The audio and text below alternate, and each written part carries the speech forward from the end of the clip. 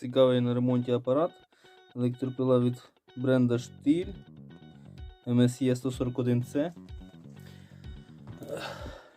Якорь ми трохи шукали, але не знайшли. Вийшли з положення, як завжди. Перемотка. Дивіться, як завод. Ну, шкода, ви не бачили, як був по заводу. Але як заводський. І ниточка на своєму місці, і колекторчик дуже гарненький. Це як має бути. Будемо зараз трохи чистити це все, бо воно аж таке от. Щось ми помиємо, щось ми обдуємо. Тут все в коробочці у нас стоїть, щось там пускає, бачимо, щось натекло, щось туди-сюди. Будемо пробувати це все збирати до кучі і покажемо в результат.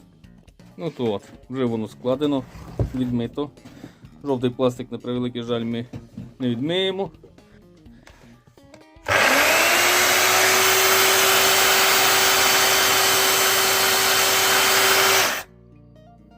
Супер!